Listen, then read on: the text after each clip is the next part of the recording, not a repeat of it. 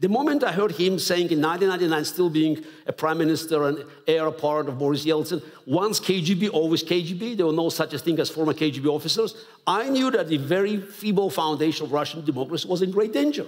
Long before ChatGPT was a thing, there was already this epic showdown between the man versus the machine. Many of you will remember. Let's take a look.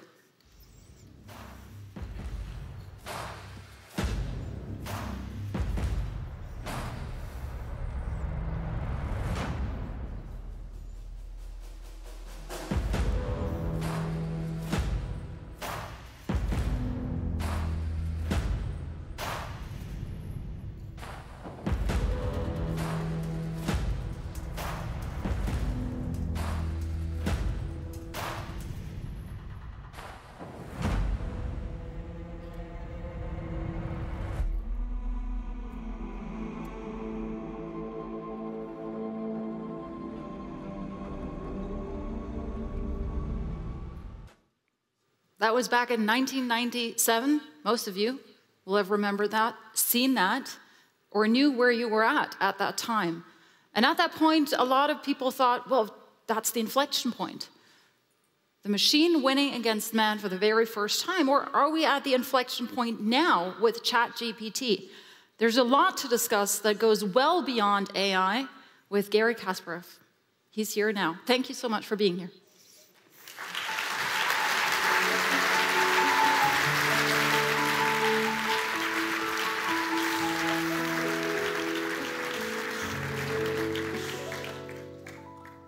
Mr. Kasparov, it's a pleasure to have you here. Yes, thank you for another reminder how much hair I lost since 1997.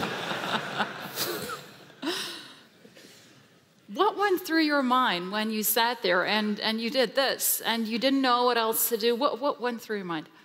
Yeah, actually, I was right thinking that it would be something that would stay with me for the rest of my life. Then I thought it would be a curse. I think now it was a blessing. Why? Because I was part of a very important experiment, and it gives me extra credibility now to be pragmatic or even optimistic about future human-machine collaboration as being the first knowledge worker who lost or who had his job being threatened by a machine. Because I'm always trying to fight back against the doomsayers predicting the end of the world. And I also tell people that, we have to be more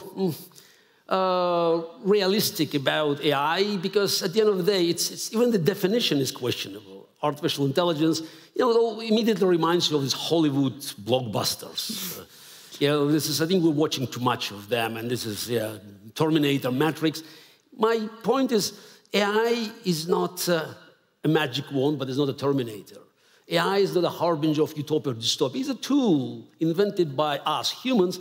And, it's most of the machines, and of course the one that, that I fought twice. By the way, I won the first match in 1996, just for the record. Yes. Yeah, they still operate on a brute force. It's calling Deep Blue, which was, by the way, a great accomplishment of IBM team. AI is exaggeration. It was as intelligent as your alarm clock. A very expensive one, $10 million a piece. But it didn't have to be intelligent. Because the advantage of machines and how we should view them, it's not to solve the problem. According to Claude Shannon, one of the founding fathers of computer science, the number of legal moves in the game of chess has 46 zeros, which is impossible for any machine just to solve, till end of time. Right. But it doesn't have to solve it. Machines make fewer mistakes. That's it. This is the key. Let me stop you here for a second, because the AI Institute recently came out and said the threat level of AI for manhood could be extinction, similar to a pandemic or a war. Are we overdoing it? By the way, I live in America for many years, so that's why please don't say in front of me man versus machine. It's human versus machine. So I'm very sensitive to that. Now, what kind of threat are you talking about? I didn't say that. That was the Institute warning recently about the threat of extinction of mankind. Of mankind. And one of the signatories, 350, was the founder of OpenAI. And one of them was Elon Musk, yes? Well, he was the signatory of the other letter saying there should be a 6-month moratorium because he also wants to work on it. So with one hand, he signed his letter, and with the other one, he invested in ChatGPT, yes? Look, Are we my overdoing opinion, it in terms of the nonsense, risks? absolute nonsense. Look, AI, computers, you name it, it's a technology. Technology always created opportunities and challenges. Machines made us faster, machines made us stronger. I don't see why intelligent machines should not make us smarter. Absolutely, you have so many opportunities now in front of us, but also machines can be used against us. But if you go deep down at the root of the problem, you always find a human. Because look, you don't expect machines to go after us. Because by the way, even if we think about this Hollywood production, they're always big robots. By the way, do you see many robots running around? Not yet.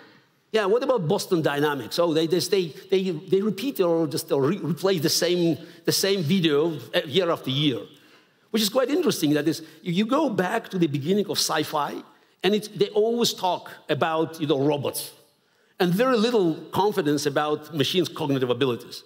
Today, actually, we see it's the opposite. Machines do a lot of work on thinking side, and also no progress on imitating humans by movement and other physical-related things. You said the pure evil mostly comes from humans. But humans have monopoly for evil, period. You're talking about one specific human. You've been a dissident for a very long time. Back in 2001, you wrote an article criticizing the Kremlin and Putin. Back in 2015, you wrote the book, I believe, Winter is Coming. Yes. You knew it was coming. The West, was it too complacent? Was there a failure in terms of Western leadership? Yes. The failure is more spectacular than in the 1930s. Because in the 1930s, again, it was much shorter. They didn't know what would come. And also, criticizing Western leaders like Chamberlain and Daladier for signing with Hitler in 1938, we should probably recall that they were generally trying to preserve peace, not to do business with Hitler. We had 20 plus years. And you cannot say, Putin committed so many crimes, but you cannot blame him for being secretive about it. No. The reason I've been writing about Putin, you correctly said, January 4, 2001, my first article in the Wall Street Journal warning about Putin. Why I knew about Putin, why I was so confident? Because I listened to him. It's not that, I was sitting and fantasizing. I simply listened to what Vladimir Putin, a KGB operative, kept telling us from 1999. The moment I heard him saying in 1999, still being a prime minister and heir apparent of Boris Yeltsin, once KGB, always KGB, there were no such a thing as former KGB officers, I knew that the very feeble foundation of Russian democracy was in great danger. And year after year, Vladimir Putin openly revealed his plans. 2005, the collapse of the Soviet Union was the greatest geopolitical catastrophe of the 20th century. Direct quote. And with every year, he was growing more and more confident because he saw no opposition. So 2008, they attacked on the Republic of Georgia. He was not yet so confident to annex territories. He just took them under control. And then what's happened? Nothing happened. No, I'm wrong. Reset policy. So for 6 years, for next 8 years, Obama administration was so flexible that they even did nothing after annexation of Crimea. Well, there were sanctions from the EU. Excuse me? There were sanctions. What sanctions? Look, Russian economy is still functioning after 10 packages of sanctions. Maybe 25% of sanctions that were imposed now, back in 2014, could have saved thousands and thousands and thousands of Ukrainian lives. By the way, Russian lives as well. But nothing happened. So Putin was not a pariah. He violated every agreement that Russia signed with Ukraine. He violated every treaty that Russia signed with other international organizations. And he violated the principle of international borders that kept Europe in peace for decades after the end of the World War II. And since 2014, recognizing that it went well, he was openly preparing for the war against Ukraine. So again, it's not Garry Kasparov running around and say Putin would about to start a war. All they had to do is look at Putin's budget. If you disregard what has been said on Russian television 24/7, Ukraine was not a state, failed state, Ukrainians were not a nation, and Putin kept talking about restoring Soviet empire. Budget, $820 billion in 10 years spent on war. dramatic cuts on social security, on educational housing, adding money to intelligence operations, to security apparatus, 250% increase on propaganda, Russian propaganda, both domestically and outside of Russia, probably the most funded in the world, and aggressively buying gold. And then bringing 200,000 troops surrounding Ukraine from the north, east, and south, half of his Pacific fleet brought to Black Sea. The U.S. and the EU saw that coming, but acted very late. But what happens now? We're acted late, yes. I mean, late after Kyiv survived. So they expected Kyiv to fall in 4 days. You know what? I just recently at one of the conferences, having a bunch of top European officials, prime ministers and foreign ministers, I told them that, God forbid, Putin had succeeded taking over Kyiv in 4 days, as you all expected. You will be negotiating now with Putin's puppet government in Kyiv. It's the year 2023. Kyiv is still standing. What happens now? How does this war end? As we speak, I think that Ukrainians now are just about to start their counteroffensive. But 2 days ago, we saw the worst eco-crime committed in our lifetime. And response from the Western countries, we should still investigate. It's a crime that is unparalleled, blowing the dam. And of course, it was under Russian control. And you could see now, as we speak, they're shelling at the people who are trying to be evacuated from Kherson. It's unlike the genocide of the past.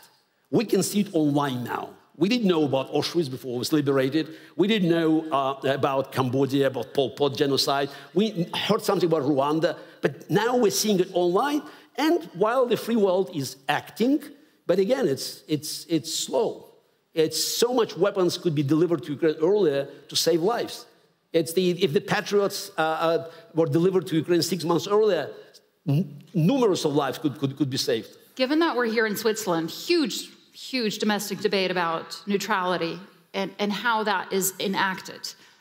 A lot of criticism on the sanctions implementation of the supply of weapons. Should Switzerland be doing more?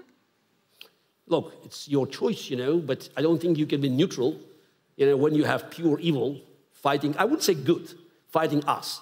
Because good is not so, you cannot say there's absolute good, but there's pure evil.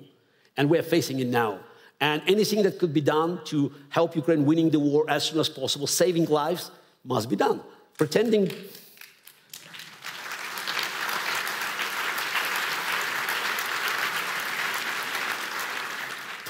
that you can stay neutral, I mean, it's because the cost is immense.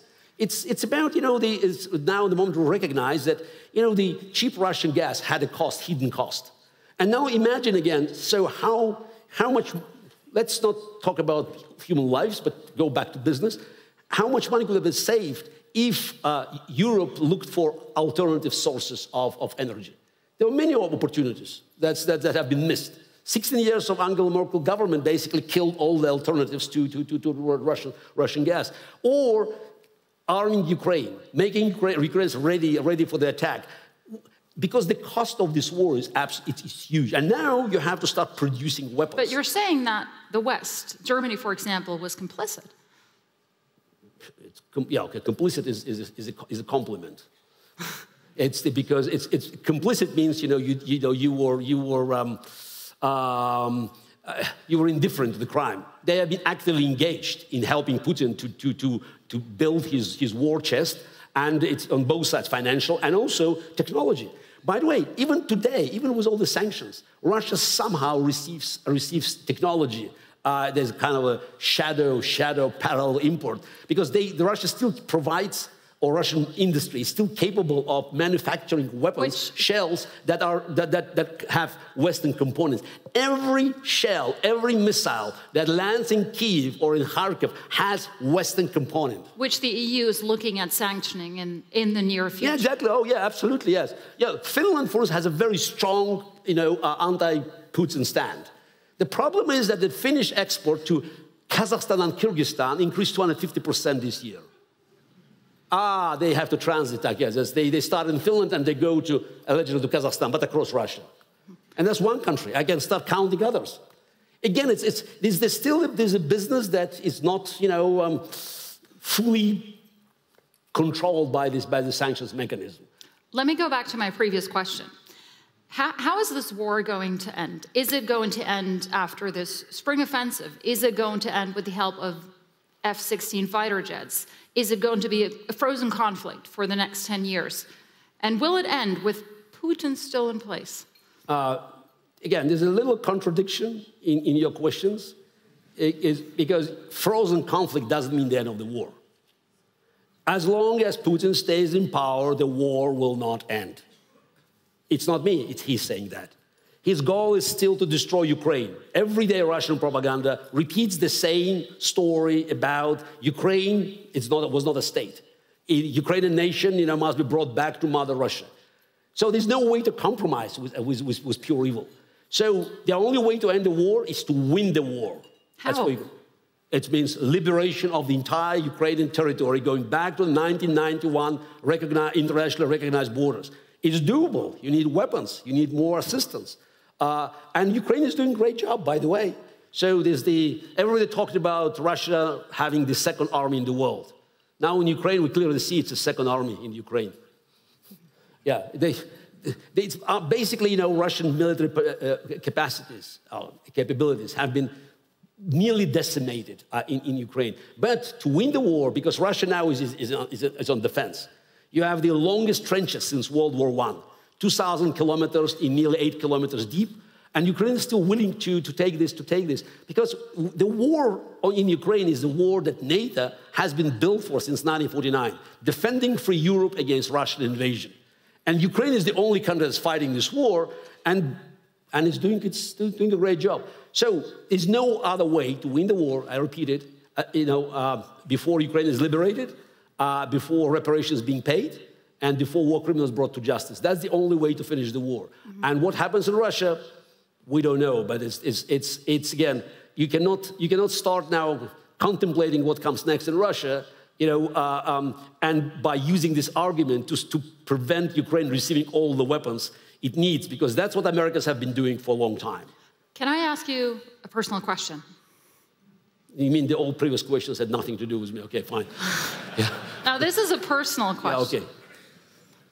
You come here to Switzerland. Yes. You walk around quite freely, and you have many friends, and bad things happen to them.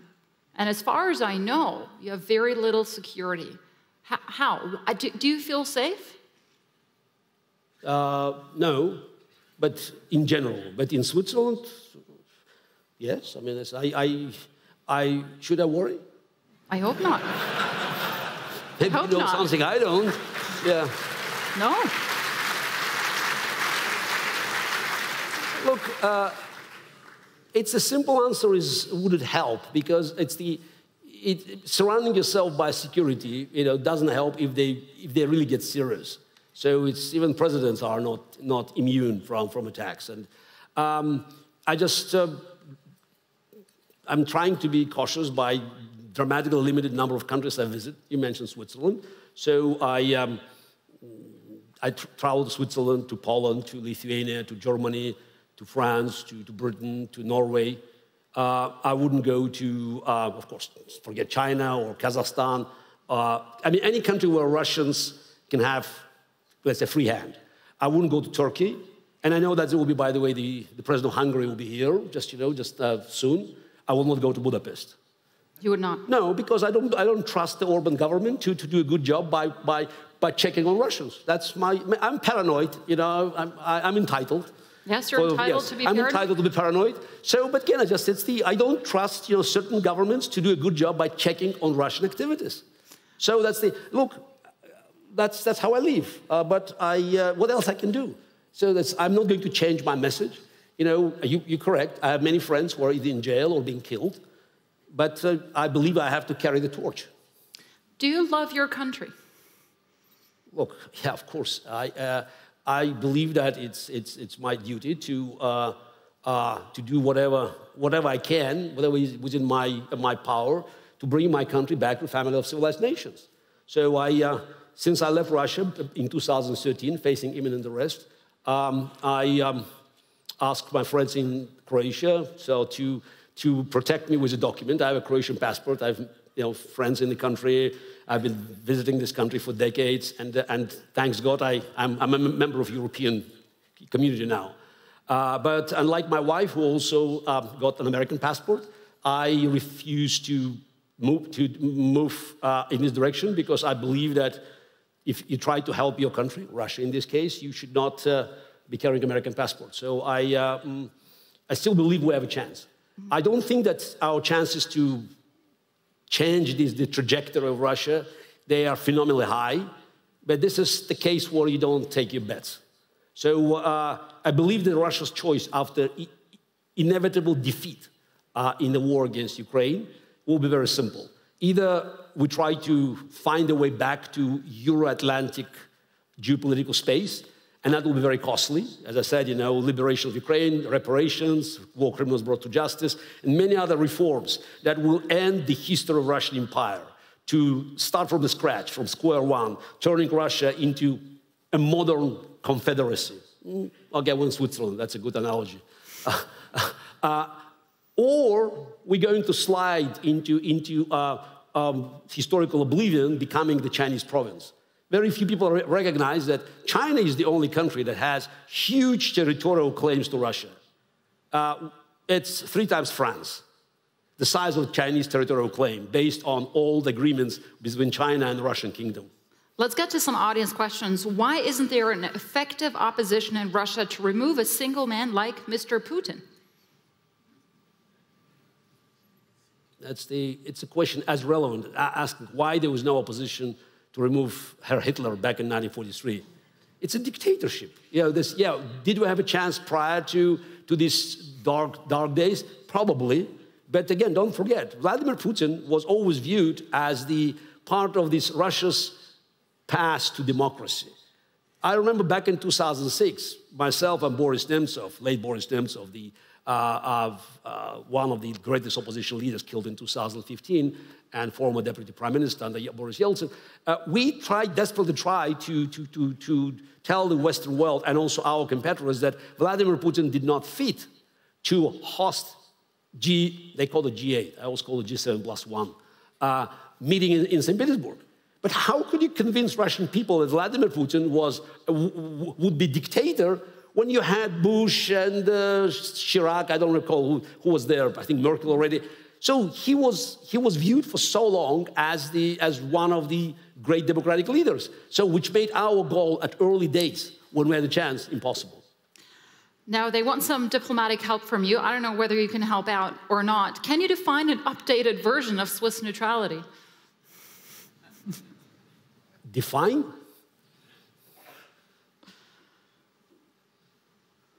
Follow the money.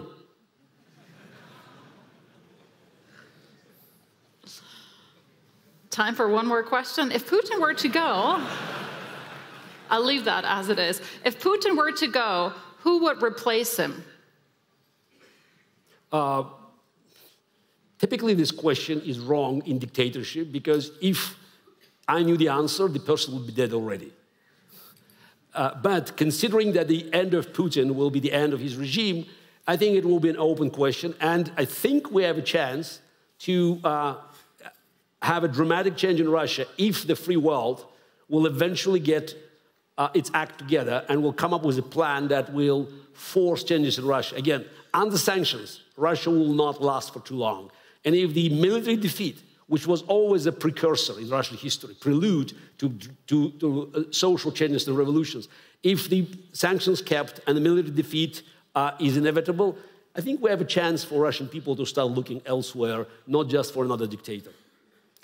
Now, this is clearly just a prop. I'd say it's this game is played by the rules. Dictators do not. Okay, so I'll do the opening move, and that's all I can do. You already violated the rules because white plays first. Oh, okay. But I'm used to that, so. Thank you so much. Thank you. Thank you. Thank you. Thank you.